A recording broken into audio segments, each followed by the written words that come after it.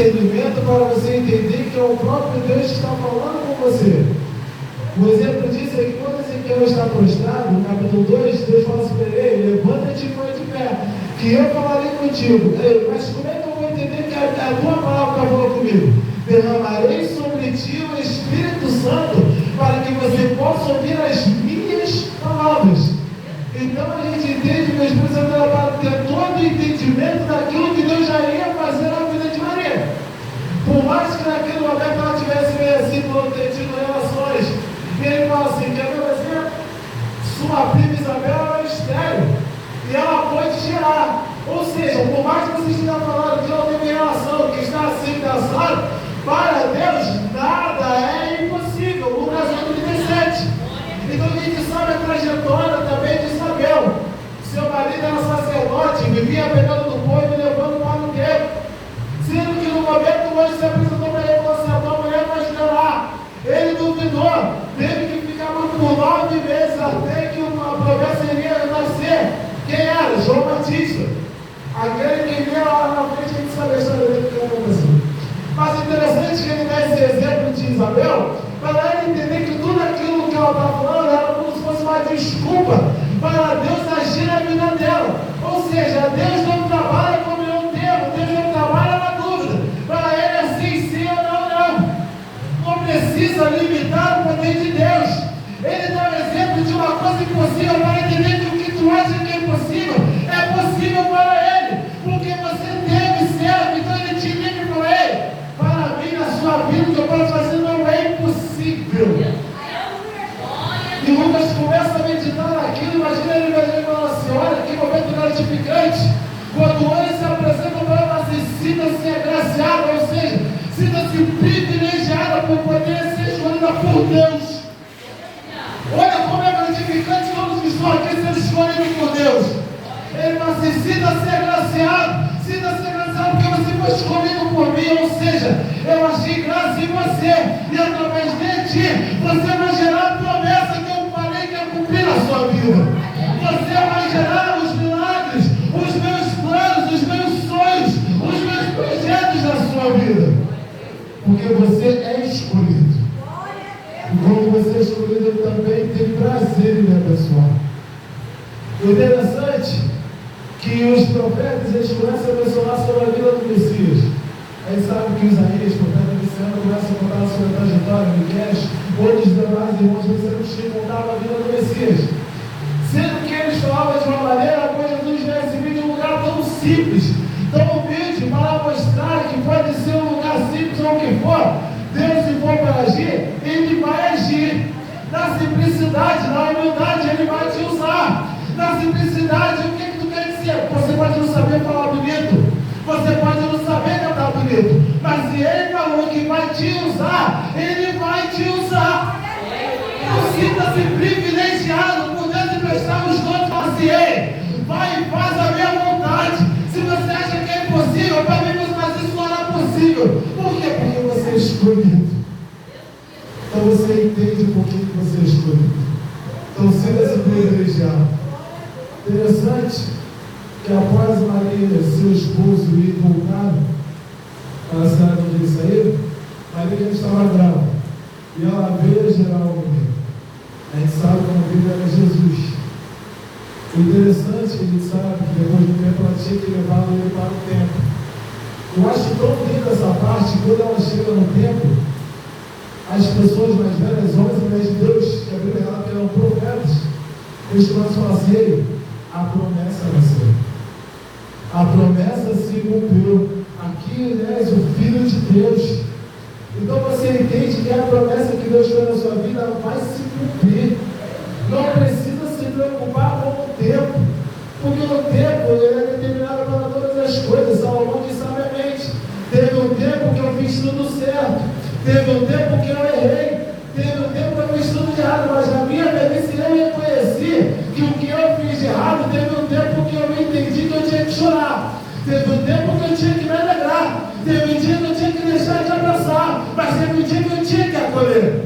Então ele fala assim: o tempo pode levar um tempo determinado, porém, no tempo certo, a tristeza salta de alegria. Quando você tem que abraçar, você abraça. Quando é para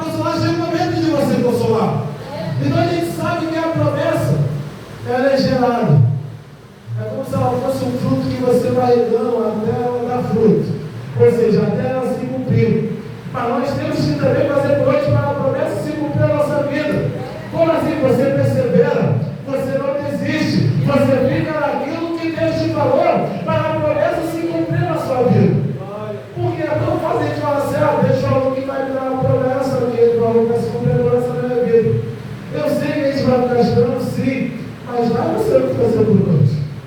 Aí depois reclama, murmura, está demorando. Mas você fez por nós. Você está regando a promessa para mantê-la de pé, para ela se cumprir na sua vida. Maria ouviu, depois de um tempo ela começou a crer. Então ela fez por onde? Ela começou a fazer aquilo que Deus queria que ela fizesse. Deus fez a situação para que seu marido voltasse para a cidade, para Jesus nascer lá numa manjedoura, num lugar simples, num lugar humilde, para depois ele voltar, a gente conhecer que era Jesus de Nazaré, para voltar para a cidade. E a gente sabe que toda vez que eles vão lá, eles pegam o nome da cidade como sobrenome. Mas a gente entende que a promessa, através dela ser gerada, a gente também tem que manter ela para ela se cumprir na nossa vida. Faça por onde? A promessa está de pé? Tá. Por quê? Porque você está de pé. A promessa está de pé? Tá. Porque você está perseverando, você está olhando, você está buscando. É muito simples eu falar assim, Deus vai te chamar a cumprir a sua vida, sim, mas você tem que fazer por onde? É a mesma coisa eu falo assim, às vezes você também se transformar em maldição na nossa vida. Pode, mas Deus falou que a gente vai ser abençoado, sim, mas vai você não fazer por onde? Se infelizmente você pode estragar a tua própria bênção. Eu mesmo falar assim, a promessa está de pé, mas vai você fazer por onde? Pode se cumprir a vida da sua outra geração, mas infelizmente não pode pegar aqui. Porque a gente fala assim, é constante, pode cair sim, mas basta você manter aquilo que Deus falou. Ou seja, fica na dispensação, fica naquilo que Deus te falou. Não importa o que as pessoas falam. Se Deus falou que não cumprir, fala assim, então eu vou fazer por onde? Eu vou buscar, eu vou encontrar, eu vou fazer se cumprir na minha vida aquilo que Deus falou. Ele já falou, mas faça se cumprir na sua vida a promessa que Deus falou. Deus falou nessa noite, faça você se cumprir a promessa que Ele te prometeu. Faça por onde? E a gente sabe que veio Jesus. A gente sabe das maravilhas que Jesus fez. Jesus curou, Jesus ressuscitou, Jesus chorou, Jesus orou. Jesus não fez exceção. Ele fez tudo cumprindo a lei que os judeus faziam naquela época. Cumprindo a lei mosaica, a lei judaica e outros tipos de leis que a gente sabe que tem bastante naquele lugar. Mas saia daqui crendo e fala assim, olha, nessa noite eu determino que eu vou fazer a promessa se cumprir na minha vida. Eu mando a dizer, faça a promessa se cumprir na sua vida. Maria gerou, ela fez se cumprir na vida dela. Veio Jesus, passou lá por tudo aquilo para se entregar na cruz do Calvário para onde estávamos aqui. Mas a promessa nasceu, ela se cumpriu. E a gente sente ela porque Ele se faz presente no meio de nós. É tão gratificante se sentirmos privilegiados pela graça que nos alcançou. E Ele fala assim, a promessa está de pé, fica naquilo que eu te falei. Não se preocupe com o que podem falar, porque a gente sabe que no período da nossa trajetória, vem pessoas dizendo o contrário. Como assim? Deus falou que a promessa vai se cumprir. Mas será que vai mesmo? Está passando 2, 5, 10 anos. E infelizmente, o tempo, e as pessoas falam, às vezes faz a gente questionar, Jéssica. Poxa, passou 5 anos e a promessa ainda não se cumpriu. E às vezes a gente esquece mesmo assim, pode passar os céus e a terra, mas as minhas palavras não há de se cumprir. Não há de passar. Quer ver um exemplo disso? Quando as pessoas estavam olhando assim, é até interessante essa palavra, que as pessoas estão olhando as maravilhas de tudo que está acontecendo no mundo espacial, tem umas cenas bonitas, é tudo bonito. Aí eles falam assim, mas acho que tudo é passageiro. Aí Jesus olha para eles e fala assim, guarde o meu ensinamento, porque isso tudo é passageiro, mas a minha palavra não há de passar.